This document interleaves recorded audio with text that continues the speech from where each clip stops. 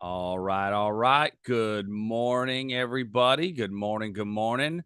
Hope you all are having a phenomenal day. It is Thursday morning.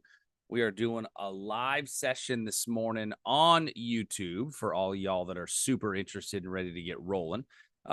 Today, we are going to take a look at some market opportunities and find some decent opportunities from a trading perspective. So if you've got questions, please make sure that you type them into the broadcast for a from the on the YouTube, and hopefully I can get a copy of those and take a look and see what it is you're looking at. But make sure that you comment down below.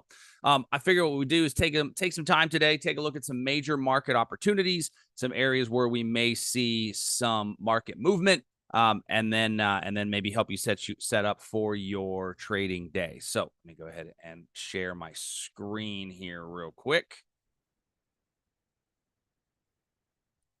All right. So taking a look at our S&P markets this morning and some areas where we may be looking to see potential breakout trades and some potential opportunities. So as I'm looking at potential breakout trades and potential opportunities, starting first with the S&P 500 and looking here at the ES, we see that basically all week we've just kind of chopped along sideways. And this is kind of an important spot. And I really believe that we're in an important spot because on the daily chart, we can see that we've really not broken out of this tight range. And this tight range is an area where as long as we maintain this range, it's going to be very difficult for us to go any higher. But the longer we stay here, the more likely I think we are to see price move up. I will tell you that early in the week, my firm belief was that we would get a pullback probably off of this candlestick right here, this doji candle that we got on Monday. And that Monday doji candle was a really good opportunity to get a bit of a pullback. And I was really, really hoping for a pullback somewhere into this range for then the continuous rally higher. And that was really everything I had set up for in most of my trades for the week. We're really looking at those opportunities. And frankly, it just didn't happen, right? We just didn't get that pullback that I anticipated seeing. And so now we're looking at some overhead price resistance that's really causing price to stall where we are. Now, I don't know if we're going to get that pullback in the next day or two, but if I'm looking at an intraday tradable opportunity, and I want to move that down to the 1 hour chart right now, certainly you have a breakout opportunity above the Globex high.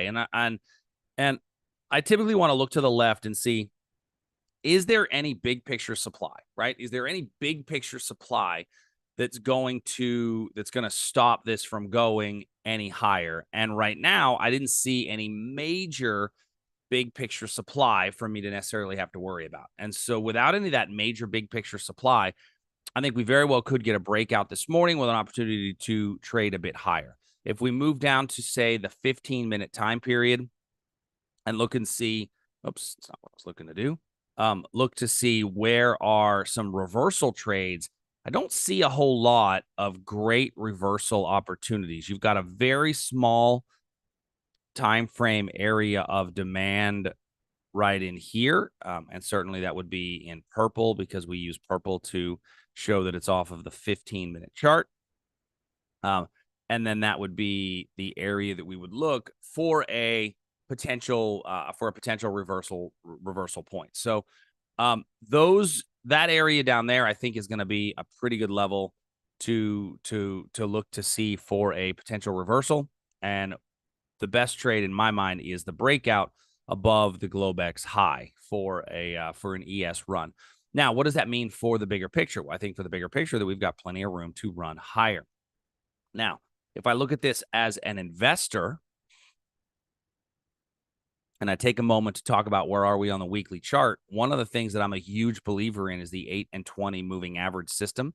And we did close above the 8. We're still below the 20, but we did close above that 8-period moving average. And the sheer nature that we closed above that 8-period moving average means that it's okay to start to re-enter into long positions. exiting long positions when you cross below the 20, and then re-entering when you close back up above the 8. That would give us an entry signal. Does it mean it's going to hold? Not necessarily.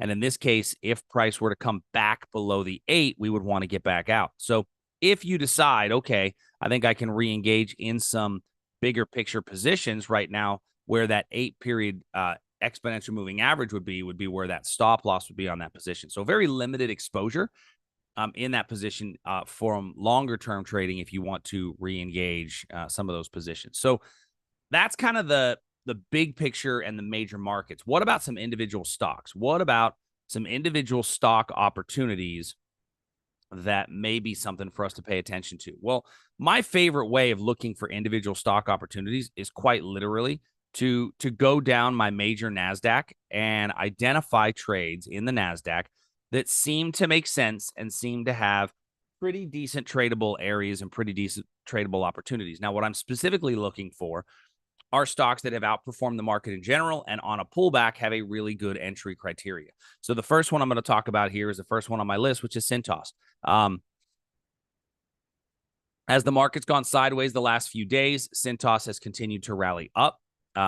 We have a little bit of basing right through here, which was a prior area of resistance down there at 521. And so a little pullback into this region wouldn't be a bad thing. We've got huge demand available at other areas and other levels for sure. And that's whole round number demand there at 500. But that support, we've got to get there before we can trade out of it. And so I think that you may get a good little bounce off this 521 by 515 area for those of you that are looking for tradable opportunities. Looking at some of the other positions that we may find of interest, moving over to Intuit. I don't see a whole lot here.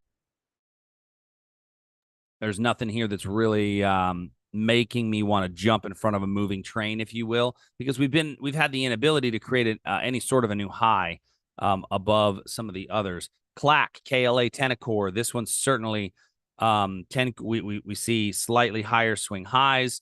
We are sitting at a resistance point, a little bit of a kind of a double bottoming pattern. I think this one certainly has the ability to run a bit higher. And then Synopsys is one that we've looked at in the past. For those of you that have been in the live trade rooms, this one does also speak well towards a pullback. But many of these are in need of a pullback before it gives us a true high quality entry position, right? I mean, this one is sitting, if you think about it as wholesale and retail, which I learned many moons ago, it's sitting at a retail point. Maybe around earnings, it'll pull back into more of a wholesale level. NVIDIA, everybody's darling stock. NVIDIA, interestingly enough, in my mind, looks like it's forming a bit of a topping pattern. I'm not saying it's going to come crashing down, but it definitely looks like it's forming a bit of a topping pattern. If you looked at that on a weekly chart, it's a little bit more obvious to see. Strong consolidation through here. I wouldn't be overly surprised to see a bit of a pullback. I think it's theoretically overcooked, but certainly more areas and opportunities exist in that one. Netflix, in my mind, is one of the best setups right now, and the reason that I say that is because of the simple basing we're getting here. Now, the downside of Netflix is that basing that we're getting is right underneath this area of supply, right? But we're basing in front of that area. And so I don't know that I would want to take necessarily a breakout position on here, but I do like coming into here and then a bit of a pullback further. So I like Netflix's possibility to trade higher. And certainly you got to remember, when we look at this on a weekly chart, there's appetite for Netflix to trade substantially higher from the current price, right? If you think back to early in 2022, 2021, when Netflix really had its big sell-off going from 700 down to 162, I mean, it's really had a remarkable march back up since that point. But I think there's room if we can get above this bit of resistance here for price to then continue to trade a bit harder. Excuse me, a bit higher. Let's move back to the daily charts. I'm looking for daily opportunities on here. as far as when we're looking for swing trade candidates. Charter Communications, certainly one that we've looked at in the past. Not a whole lot on here that's exciting me at the moment. Lululemon, nope, not interested in that one. As I kind of go through these, there's I'm certainly still looking for high quality areas and buying opportunities, but I don't see that all of these are going to support what I'm looking for when it comes to just the market movement that we want to identify as higher probability. Now, this one's an interesting one, where we have long lower wicks on the last 2 days candlesticks, a strong spinning top doji, if you will, or high wave, I guess is probably the better answer for this, on the reversal candle, which means at one point this was probably a red candle all the way down into this wick over wick area right here. Yesterday, we were unable to maintain the lows, bouncing off of this area of demand here again. This, to me, is a pretty good setup for, depending on how we open up, if we can get above yesterday's high, for price to continue to move a bit higher. And so, as I look at this area of supply that exists up above me, that's going to be a level that I'm a little bit concerned with. But if we get above that high, I think there is clear room for price to trade significantly higher off of these long lower wicks. Are we a little overextended? Yeah, probably. But our strong, it looks like strong results on earnings. This, I think, could just be a bit of a profit taking pullback, and I think you've got room to run a bit higher in this one. Moving down, Microsoft, I would wait for a pullback in Microsoft. There's really nothing there at the moment. Meta, I really, really like a potential breakout in Meta above 330. This high base pattern up here, looking at that on a weekly chart, is going to really make a lot more sense. We are sitting below a supply area, but we're basing in front of that supply area, which makes that supply area, in my mind, essentially null and void. And so looking for a potential breakout above this region, I think, is a strong opportunity and a pretty strong way to go. As I kind of come down and look at some of these, let's look at some of the major players that we always are talking about and hearing. Tesla certainly is one that a lot of people speak of. I will tell you, Tesla is not one that I'd be looking at the moment, primarily because, first of all, we're in a significant downtrend. Lower swing high, lower swing low, lower swing high, lower swing low, lower swing high. Another lower swing low means that we would probably target Tesla to come all the way down to here. That being said, the last couple of days have given us some bullish sentiment. I think that if we get below these wicks that we've put in for the last few days, I think that there's a chance that Tesla continues to fall down into this lower region and will cut right through this area of demand, which is inclusive of a gap. Now, certainly I would, manage your own stops and manage your own risks accordingly, but your stop would be, you get a 2-to-1 reward to risk on there. That's going to be a pretty good, I think, a pretty good setup and a pretty good trade. Apple, for those of you that are our Apple traders out there that just have to look at Apple, big move up over the last couple of days. Apple's had, what is that? 1, 2, 3, 4, 5, 6, 7, 8, 9 daily candlesticks in a row that were green. If you look at Apple historically, that's a lot. That's a pretty long run of green candlesticks.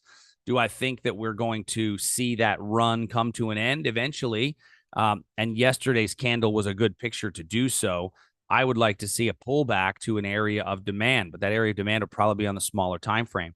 And so moving to an hourly chart, if you're looking for a place to re-engage Apple, I would look right in here at this 178 by 179 region, where we have a little bit of basing before a very strong move away, as a place to re-engage Apple. So when I look at kind of my stocks to pay attention to for today, Apple is one of them. I'm going to put an alert on. I don't think we're going to get there today, but I think that we certainly have an opportunity to trade into that region. That's going to be on my alert and my watch list for today. The other one that I want to pay very close attention to is Cintas. We talked earlier today about Cintas. I think Cintas looks really, really good on a pullback into that area of demand. And then if you're looking at some lower priced stocks and some lower priced opportunities, I think Intel sets up. Here we have a little bit of basing, a pullback into this region here at 36. I think Intel sets up very nicely for a potential reversal as a trade opportunity. Once again, don't know that it's going to get there today. That's pretty far away for a one-day move, but we can always create alerts and trade it as price comes into that level. So hopefully those are some good ideas that you can utilize in some of your trades for today. If you have any questions, please, as always, send us an email, support@tradersarmy.com.